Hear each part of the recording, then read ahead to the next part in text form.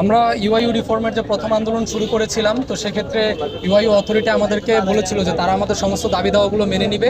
যৌক্তিক যে দাবি দাওয়াগুলো আছে তারা সেগুলো মানে নেয়। এরই পরিপ্রেক্ষিতে পরবর্তীতে আমাদের এক মেয়ে স্টুডেন্টের বাবা মারা যাওয়ার ঘটনাকে কেন্দ্র করে আমরা ভার্সিটির যে অন্যায্য কিছু কার্যক্রমের কারণে ভার্সিটির বিরুদ্ধে আমরা পুনরায় আন্দোলন শুরু করি এবং পূর্বের দাবি দাওয়াগুলো যেগুলো তারা মেনে নেয়নি, যৌক্তিক দাবি আমাদের যেগুলো ছিল সেগুলোর ব্যাপারে আমরা কথা বলা শুরু করি। তারপরে ভিসি আমাদের আন্দোলনের কারণে পদত্যাগে বাধ্য হয়।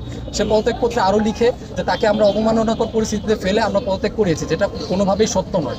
পরবর্তীতে ডিসিপ্লিনারি কমিটি ভার্সিটিকে অনির্দিষ্টকালের জন্য বন্ধ ঘোষণা করে এবং আমাদের উপরে ডিসিপ্লিনারি অ্যাকশন নামক একটি প্রহসন চালু করে।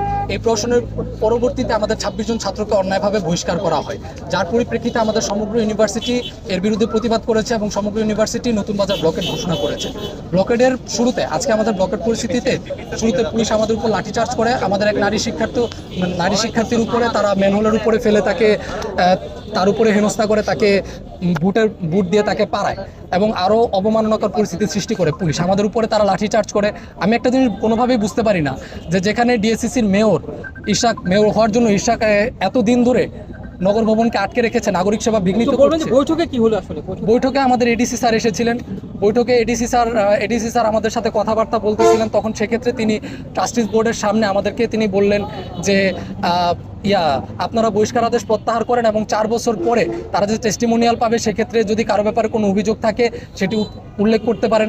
তো আমার মনে হয় এডিসি স্যার এখানে তাদেরকে একটি ব্ল্যাঙ্ক চেক দিয়ে দিচ্ছেন, যাতে করে আমাদের ছাত্রদের ভবিষ্যৎটা অন্ধকার হয়ে যায়, ভবিষ্যৎটা নষ্ট হয়ে যায়, যেটা আমরা কোনোভাবেই চাই না। আমরা বর্তমানে চাচ্ছি আমাদের 26 জন ছাত্রের যে বহিষ্কার আদেশ আছে এটাকে নিঃশর্তভাবে প্রত্যাহার করতে হবে। আমাদের যতগুলো যৌক্তিক দাবি দেওয়া আছে, ইউনাইটেড ইন্টারন্যাশনাল ইউনিভার্সিটিকে ব্যবসায়িক প্রতিষ্ঠান হিসেবে না তৈরি করে একটি শিক্ষার্থী বান্ধব প্রতিষ্ঠান হিসেবে তৈরি করতে হবে এবং আমাদের সকল যৌক্তিক দাবি দেওয়া মেনে নিতে হবে এবং অনতিবিলম্বে আমাদেরকে একটি নিশ্চয়তা দিতে হবে যেখানে তারা স্পষ্টভাবে বলবে আন্দোলনের সাথে যেসব শিক্ষার্থীরা জড়িত তাদেরকে কোনোভাবে তারা ক্রিমিনাল হিসেবে চিহ্নিত করবে না। তারা তাদেরকে অবশ্যই ভবিষ্যতের জন্য নিশ্চয়তা দিতে হবে, যাতে তারা তাদের উপরে কোনো ধরনের হেনস্থা করবে না, সিজিপিএ থেকে শুরু করে অন্যান্য একাডেমিক কার্যক্রম বিঘ্নিত করবে না বলে তাদেরকে এই মর্মে প্রতিশ্রুতি দিতে হবে। এবং আমাদের শান্তিপূর্ণ অবস্থানে যদি কেউ বাধা সৃষ্টি করে সেক্ষেত্রে আমি দেশবাসীর দৃষ্টি আকর্ষণ করব যে আমরা যেখানে শান্তিপূর্ণ অবস্থান করছি তাতে আপনারা আকুণ্ঠ সমর্থন দিন। আমাদের যৌক্তিক দাবি দাওয়াগুলো আপনারা দেখুন, আপনাদের কাছে যদি যৌক্তিক মনে হয় তাহলে আপনারা আমাদেরকে সমর্থন দিন। দেশবাসীর প্রতি আমার এই অনুরোধ থাকবে।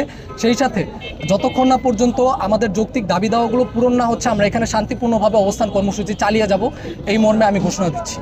ধন্যবাদ। আর পুলিশের যে ন্যাক্কারজনক ঘটনাটি ঘটিয়েছে পুলিশ আমাদের শিক্ষার্থীদের উপর তারা লাঠিচার্জ করেছে, প্রহার করেছে, নারী শিক্ষার্থীদের হেনস্থা করেছে।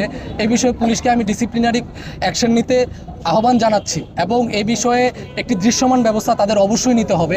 না নিলে এই বিষয়ে আমরা পরবর্তীতে আরও কর্মসূচি ঘোষণা করব। কারণ আমরা যে বাংলাদেশ বিনির্মাণের স্বপ্নটি দেখছি সেটি বাংলাদেশ প্রশাসন যদি আমাদেরকে সহায়তা না করে এবং আমাদের বিরোধিতা করে সেক্ষেত্রে এটি কোনোভাবেই সম্ভব নয়। আর এর বিষয়ে আমরা এর যৌক্তিক বিচারগুলো চাই পুলিশ প্রশাসনের পক্ষ থেকে। আমার নাম আহনাফ জামান, আমি ইউনাইটেড ইন্টারন্যাশনাল ইউনিভার্সিটি ট্রিপলি ডিপার্টমেন্টের একজন ছাত্র।